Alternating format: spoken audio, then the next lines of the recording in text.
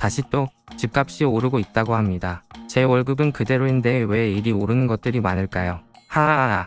아무튼 아마도 저만 일이 슬픈 건 아닐 겁니다. 남의 괴로움을 안다고 해서 나의 괴로움이 사라지는 것은 아니지만 그래도 동병상련의 마음으로 서로 의지하다 보면 좋은 날도 오지 않을까요? 여러분 모두 열심히 공부해서 본인이 원하는 삶을 살 수 있기를 기도하겠습니다. 단, 유튜버로 대성해야지 라는 꿈은 버리십시오. 쉽지 않습니다. 아무튼 집값이 오른다는 이야기가 나올 때마다 단국대 역시 땅을 치고 있을 겁니다.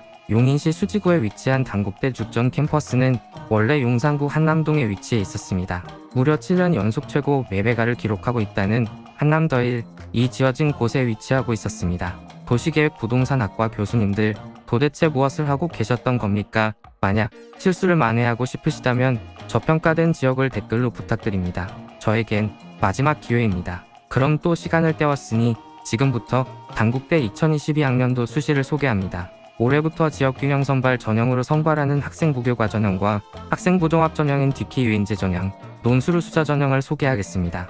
먼저 교과 전형인 지역균형 선발 전형부터 시작하죠.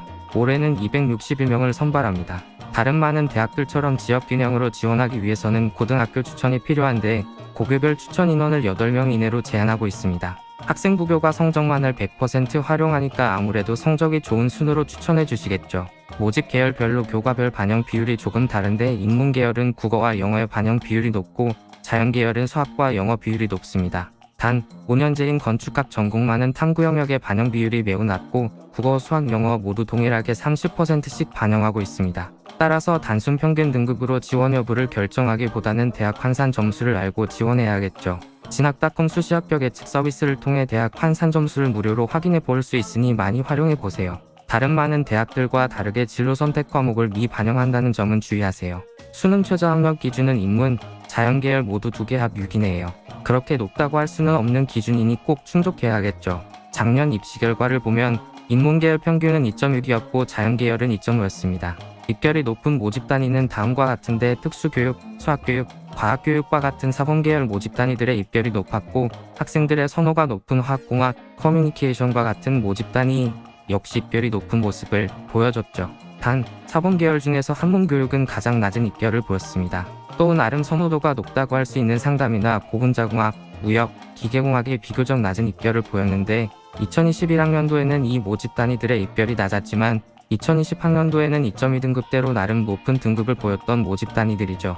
올해 역시 의외로 낮은 입결을 보이는 곳도 있겠지만 어느 모집 단위가 그럴지는 모릅니다. 다만 작년에 낮은 입결을 보였다고 올해도 낮은 입결을 보이는 것은 아닐 것 같아요. 선호가 매우 높은 모집 단위들은 충원율도 높을 가능성이 있어서 의외로 낮은 입결을 보일 가능성이 있고 선호도가 매우 낮은 모집 단위는 최저기준 충족률이 낮아서 의외로 낮은 입결을 보일 가능성도 있죠. 따라서 의외 입결을 노린다면 애매한 학과보다 높아 보이거나 낮아 보이는 모집 단위에 지원하는 것이 조금은 더 낫지 않을까 합니다. 또 그렇다고 해도 7, 8, 9등급이 합격하긴 조금 어려울 수 있습니다.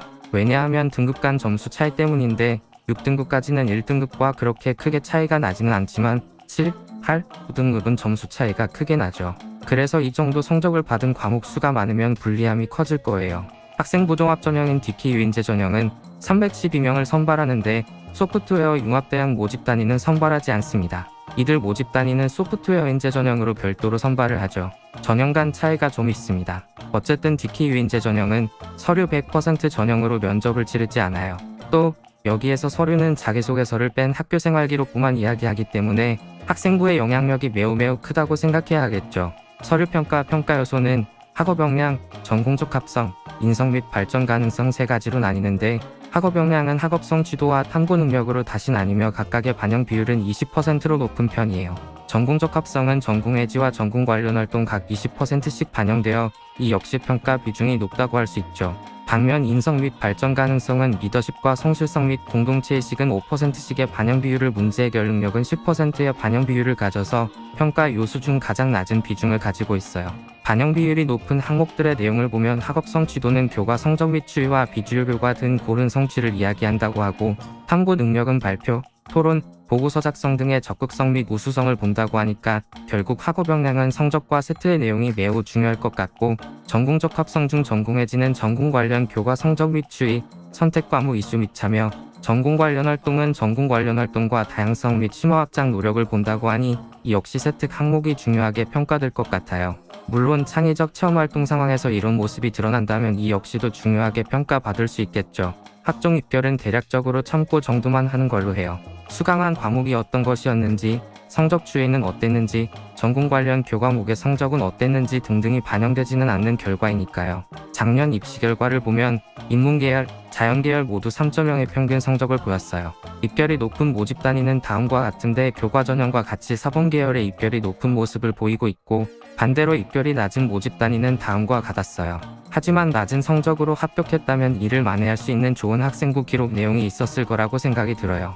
그러니까 내 성적이 낮다고 해서 과거 입결이 낮은 학과에 지원하는 것이 아니라 내 학생부 내용이 어느 모집 단위에 더 적절할지 등을 잘 살피고 지원해야 할 거예요. 소프트웨어 인재 전형은 서류 평가 방식이나 반영 비율 등은 DKU와 동일하지만 단계별 전형으로 면접을 치른다는 점이 차이점이에요.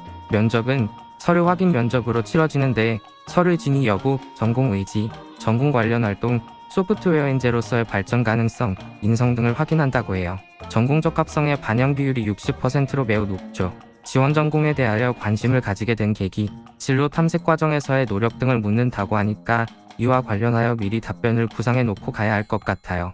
작년 5개 모집 단위 입결은 다음과 같았는데 평균 3.35라고 보면 될 것 같아요. DKU 자연계열 모집 단위 성적보다는 다소 낮다고 할 수 있는데 성적 외에 다른 학생부 내용에서 소프트웨어와 관련한 장점을 많이 보여주어야 합격할 수 있을 거예요. 논술 우수자 전형은 논술 70% 학생부교과 성적 30%를 반영해서 선발해요. 논술 시험을 잘 보는 게 중요하죠. 수능 최저학력 기준도 없다 보니까 정말 논술 성적이 중요해요.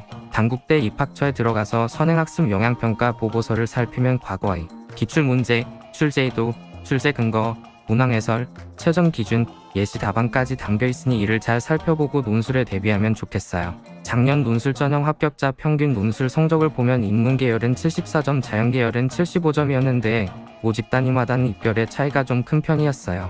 경영, 경제 등 5개 모집 단위의 평균 논술 성적은 67.9점이었는데 영미인문 등 다른 모집 단위의 평균 입결은 78.4점으로 다른 5개 모집 단위에 비해 10점 정도 높았죠.